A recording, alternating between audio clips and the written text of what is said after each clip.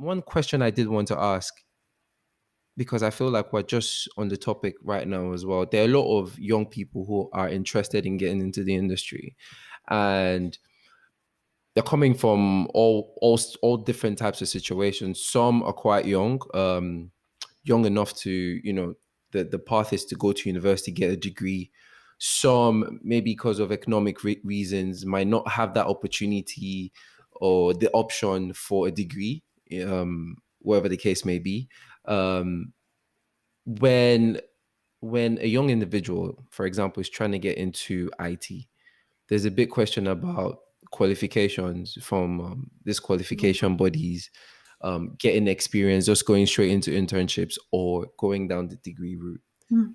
How do you answer that question um, um, from a young person trying to get into the industry? It How do I get in? Yeah, it yeah. is difficult, and it depends on the philosophy and the outlook of each company.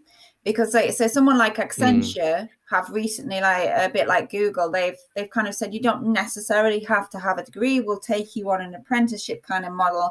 But again, these are extremely competitive, and you're not privy to know what the metrics are to get on that behind it. Like, you don't know what the entry is. Is it yeah, just we stick yeah. you in an assessment center and decide if you're competent or a peer competent?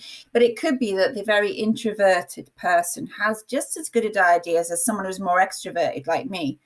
Okay, who's not afraid to Mm-hmm, kind of mm-hmm, say, mm-hmm, well, I think we should do this, and this is the reasons why. You could get someone who's like the mm-hmm. opposite, who's pretty quiet and I'll just sit. And I learned this as leading teams. I mean, I went into industry at 16, straight from education, ironically, because I just didn't like it. I just wanted more to explore. I just But found, it's been a turnaround now. yeah, Yeah, I found it too restrictive in basic yeah, schooling, secondary schooling. I found it too restrictive. I always tell the people same yeah. thing. I wanted to study Egyptian hieroglyphs in history, but I wasn't. I had to study the English feudal system, which was boring in Mm, comparison, but we had to do it. There was no options. And therefore, people yeah. who, when I was leaving school, careers advice was nowhere near what it is today. And it was just like, what do you want to do? You like horses? Yeah, but I don't want to work with horses because there's no money and there's no career unless you own the horses. And I was Mm-hmm, like, right, go work in an office. That was kind of it. If you're not going to university and you're female, you go in an office, or if you're horsey, mm-hmm, you want to do horsey, but no career. And then I sort of fell into project management by accident, really. I didn't know what a lot of people will say that my age. They didn't know that that's what it was at the time. But you fell into it. So now we fast forward to now, there's much better career advice opportunities, but still it's difficult to get into that data sphere unless you have the piece of paper that says you've studied it. And I say mm, it's that hard balance. I think the apprenticeship schemes are good. I know we run one at Newcastle where a company sponsors somebody to train. So you're mm-hmm. working and you're getting the training at the same time. So you'll get the Yeah, qualification. But to go in cold, as it were, go to a company, say, I want to do data. What's your experience? Don't really have much, but I'm good at programming and coding, say, or even I just have an interest. Then I think that question is not being fully addressed.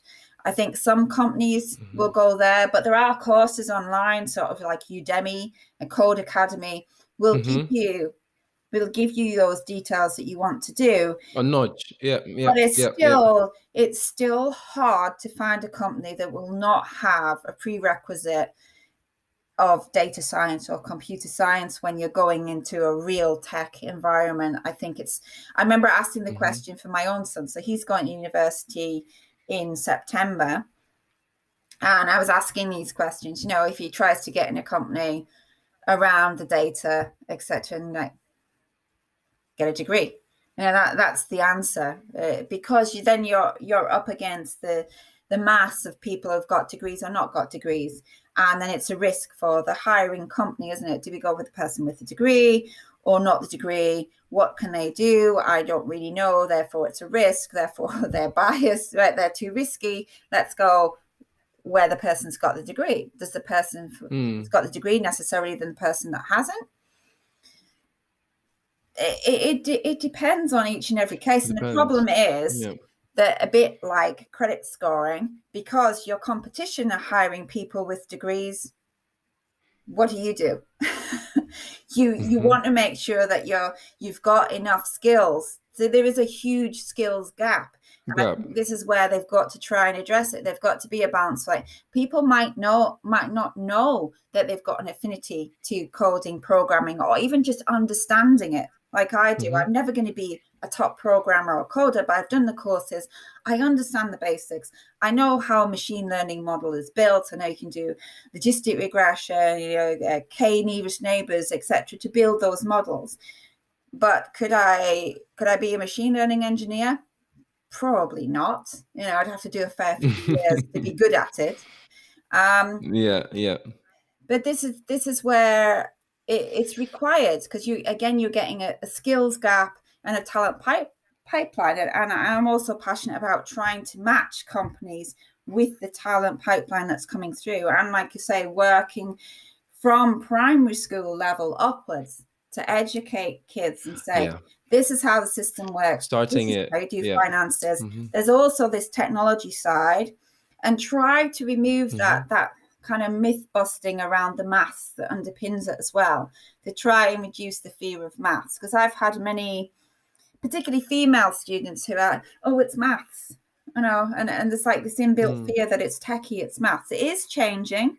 It is Mm. changing. We've got Hmm. great movements, so like the STEMs, STEMettes, and pushing, and Will I Am back in California has set up money for training women in STEM subjects.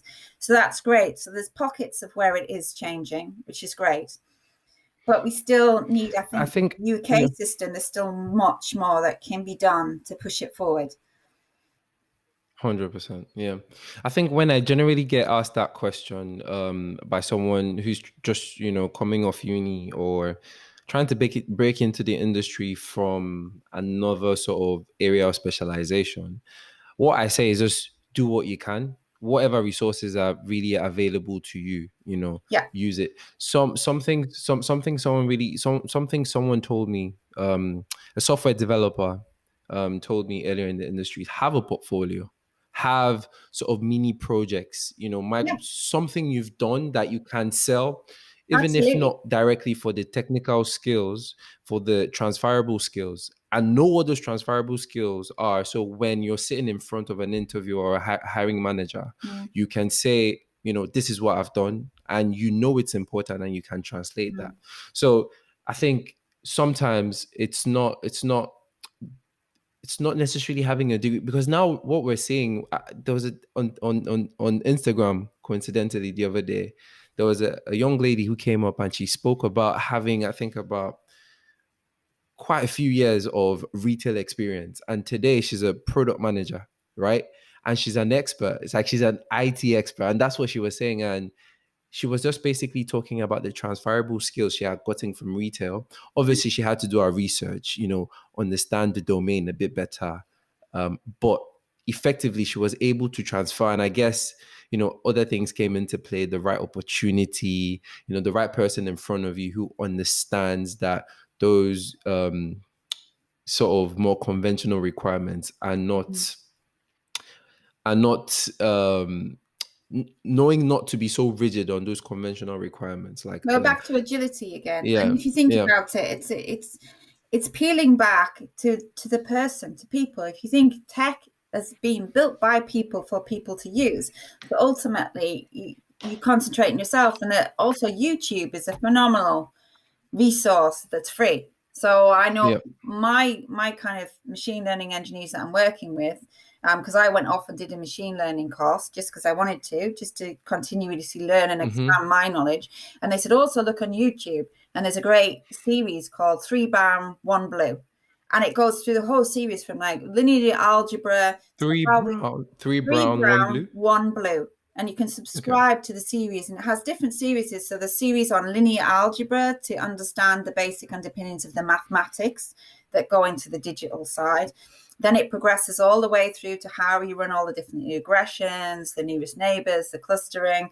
etc., etc. The supervised and unsupervised learning, and what the pros and cons are, which one works better with large complex data sets, what results you can expect to get, underfitting, overfitting the models, all these kind of terms that you would probably be unfamiliar with, you can get for free looking at YouTube, which is a great companion to doing a degree or not doing a degree. Just it's as good as a degree worth on there to an extent. And then if you apply that, like you say, if you set yourself up a little project to do using machine learning, you could build your own little models and get data sets. You can get free data online. It's anonymous open source data, and just build little machine models, follow on there. They've Do also got something, isn't it? We've Yeah, also yeah. got chat functions, discussion forums. So if you're stuck, like, oh, my nearest neighbor network's not working, what have I done? Here's my code. What have I done wrong with the code? And someone say, oh, right, you need a comma there, or you need to tell it to do here, you've missed that command to instruct the program what to do. That's why it's not working. So there's lots of resources that you can try. I think